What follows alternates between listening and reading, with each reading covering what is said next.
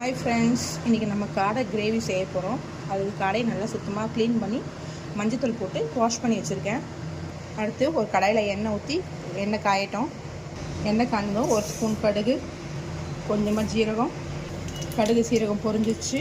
கொஞ்சமாக தேவைக்கேற்ற வெங்காயம். கிரேவி அதிகமாக வேணும்னா நிறைய வெங்காயம் வெட்டிக்கோங்க. நான் 3 பெரிய வெங்காயம் வெட்டி போட்டிருக்கேன். வெங்காயத்தை நல்லா வதக்கிக்கோங்க. கொஞ்சமாக கருவேப்பிலை ஆட் பண்ணிக்கோங்க. இந்த வெங்காயம் நல்லா பொன்னிறமாக வதங்கிறதுக்கு சீக்கிரம் வதங்கிறதுக்காக உப்பு சேர்த்துருக்கேன். வெங்காயம் நல்லா பொன்னிறமாக வதங்கிடுச்சு.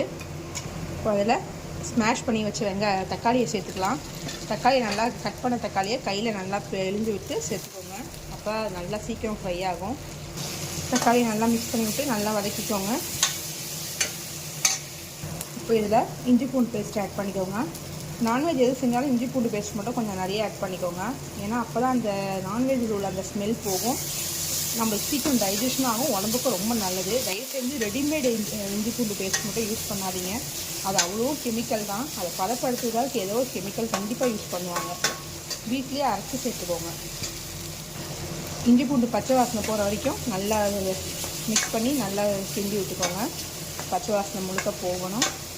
போனதுக்கப்புறம் இப்போது நம்ம வாஷ் பண்ணி க்ளீன் பண்ணி வச்சுருக்க காடையை சேர்த்துக்கலாம்.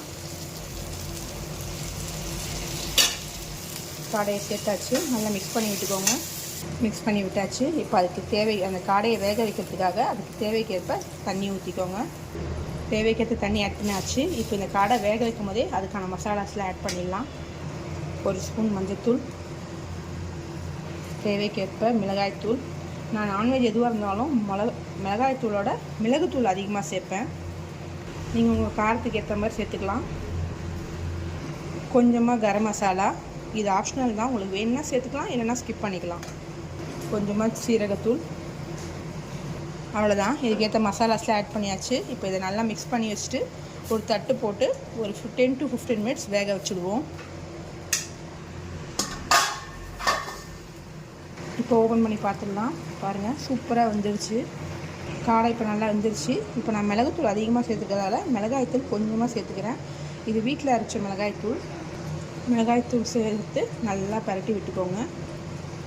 ஆல்ரெடி நம்ம வெங்காயம் வதக்கும் போதே நிறைய உப்பு சேர்த்துருக்கோம். ஸோ இப்போ டேஸ்ட்டு பார்த்துட்டு சேர்த்துக்கோங்க. உப்பு சேர்த்துட்டு ஒரு 5 நிமிஷம் தட்டு போட்டு மூடிட்டு வெயிட் பண்ணுங்கள். அந்த பச்சை மிளகாய்த்தூள் வாசனை போகணும். 5 நிமிஷம் ஆகிடுச்சு. இப்போ ஓப்பன் பண்ணி பார்த்துருவோம். ஆஹா, இன்னும் ஒரு சுவையான காடை கிரேவி ரெடி. இப்போ இதில் கொஞ்சம் வாசனைக்காக கொத்தமல்லி ஆட் பண்ணிப்போம்.